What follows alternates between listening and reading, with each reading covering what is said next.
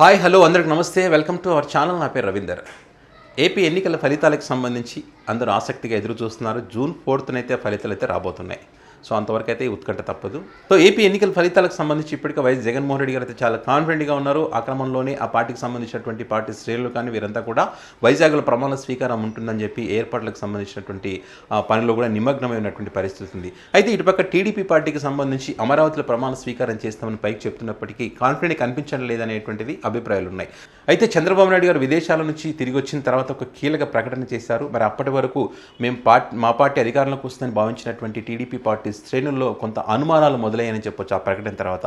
ఏంటి ఆ ప్రకటన అంటే, జూన్ 1న ఎగ్జిట్ పోల్ ఫలితాలు రాబోతున్నాయి. సో ఈ ఫలితాలకు సంబంధించి చంద్రబాబు నాయుడు గారు మాట్లాడారు. అంటే ఎగ్జిట్ పోల్ ఫలితాలకు సంబంధించి ఎవరు కూడా భయపడాల్సినటువంటి అవసరం లేదు. ఆ రోజు వచ్చేటువంటి ఫలితాలను చూసి ఎగ్జిట్ పోల్ ఫలితాలు ఎలా ఉన్నా కూడా మనమే అధికారంలోకి రాబోతున్నాం, అంటే జూన్ 4న వచ్చేటువంటి ఎగ్జాక్ట్ ఫలితాలు ఏవైతే ఉంటాయి అందులో మనం గెలవబోతున్నాం అనే విధంగా ఆయన చెప్పడం జరిగింది. సో ఈ ఎగ్జిట్ పోల్ ఫలితాలకు సంబంధించి వాటిని బేస్ చేసుకొని ఎవరు కూడా బెట్టింగ్లు కూడా వేయొద్దని కూడా టీడీపీ అధినేత చంద్రబాబు నాయుడు గారు చెప్పినటువంటి పరిస్థితి.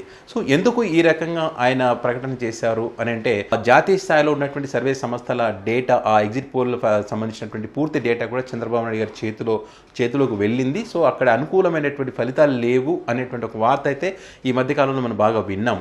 సో అందులో భాగంగానే చంద్రబాబు నాయుడు గారు అలా చెప్పి ఉంటారనేటువంటిది జరుగుతున్నటువంటి చర్చ. ఇదే కాకుండా కూటమిగా ఉన్నటువంటి చంద్రబాబు నాయుడు గారు, పవన్ కళ్యాణ్ గారు, అదేవిధంగా పురంధేశ్వరి గారు, ఈ ముగ్గురు కూడా ఒక కలిసి ఎన్నికలకు సంబంధించినటువంటి పోలింగ్ సర్లు ఏ విధంగా జరిగింది, మరి ఎక్కడెక్కడ ఏ ప్రాంతాల్లో ఎవరికి అనుకూలంగా ఉంది, ఏ సామాజిక వర్గం ఎటువైపు ఓట్లు వేశారు, మన ఓట్ ట్రాన్స్ఫర్ కరెక్ట్గా జరిగిందా లేదా, ఈ మేనిఫెస్టోకి సంబంధించి ఎంతవరకు ప్రభావితులు అయ్యారు అనేటువంటి అంశానికి సంబంధించి కానీ, అదేవిధంగా జూన్ 4న జరిగేటువంటి కౌంటింగ్కి సంబంధించి కూడా మరి ఏజెంట్లకు ఎలాంటి ఇన్స్ట్రక్షన్స్ ఇవ్వాలనేటువంటి విషయానికి సంబంధించి కానివ్వండి, అంతకంటే ముఖ్యంగా జూన్ 1న వచ్చేటువంటి ఎగ్జిట్ ఫలితాలకు సంబంధించి కూడా పార్టీ శ్రేణుల్లో ధైర్యం కోల్పోకుండా ఏం చెప్పాలనేటువంటి విషయానికి సంబంధించి కానివ్వండి, జూన్ 1కు ముందు అంటే ఈ నెల 31కు లేదా జూన్ 2న మీడియా సమావేశం ఏర్పాటు చేసి వాళ్ళు మాట్లాడేటువంటి అవకాశం ఉందనేటువంటి వార్తలు అయితే వినిపిస్తూ ఉన్నాయి.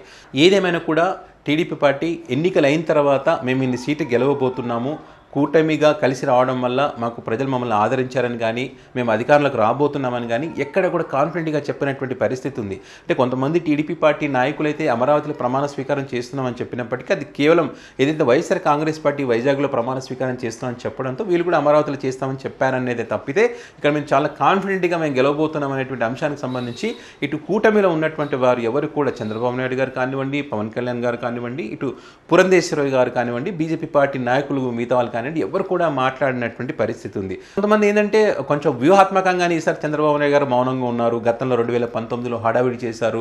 సో ఫలితాలు ఏ రకంగా వచ్చో మనం చూసాం కాబట్టి ఆ రకంగా కాకుండా చాలా వ్యూహాత్మకంగానే ఉన్నారనేటువంటి ఒక చర్చ కూడా ఉన్న పరిస్థితి ఉంది. కానీ వీళ్ళు వ్యవహరిస్తున్నటువంటి తీరు కానీ, అదేవిధంగా టీడీపీకి అనుకూలంగా ఉన్నటువంటి మీడియాలో వాళ్ళ డిబేట్లు కానీ చూస్తే మరి ఏదైనా ఫలితాలు తేడకొట్టేటువంటి అవకాశం ఉందా అనేటువంటి అనుమానాలు అయితే ఉన్నాయి. దానికి ఈరోజు చంద్రబాబు నాయుడు గారు ఏదైతే ఎగ్జిట్ ఫలితాలకు సంబంధించి ఎవరు భయాందోళనకు గురి కావద్దు అని చెప్పినటువంటి మాటకు సంబంధించి చూస్తే కనుక నిజంగా వాళ్ళకి అనుకూలమైనటువంటి వాతావరణం లేదేమో అనేటువంటి అనుమానాలకు ఆయన చంద్రబాబు నాయుడు గారు తెరలేపినట్టుగా కనిపిస్తూ ఉన్న పరిస్థితి ఉంది. సో మొన్నటిదాకా మేము గెలుస్తామని చెప్పి టీడీపీ పార్టీకి సంబంధించినటువంటి నాయకులు కానివ్వండి, కార్యకర్తలు కానీ చాలా ధైర్యంగా ఉన్నారు. వాళ్ళు చంద్రబాబు నాయుడు గారు మాట్లాడనంత వరకు. ఈరోజు ఈ ప్రకటన తర్వాత కొంత భయాందోళన అయితే వాళ్ళ పార్టీలో కనిపిస్తున్నటువంటి పరిస్థితి అయితే చాలా క్లియర్గా కనిపిస్తూ ఉంది. అయితే జూన్ 4న వచ్చేటువంటి ఫలితాల కోసం అందరూ ఆసక్తిగా ఎదురు చూస్తున్నారు. మరి ఆ రోజు ఇటువంటి ఫలితాలను బట్టి అమరావతిలో ప్రమాణ స్వీకారం ఉంటుందా, వైజాగ్లో ప్రమాణ స్వీకారం ఉంటుందా అనేది మాత్రం చూద్దాం.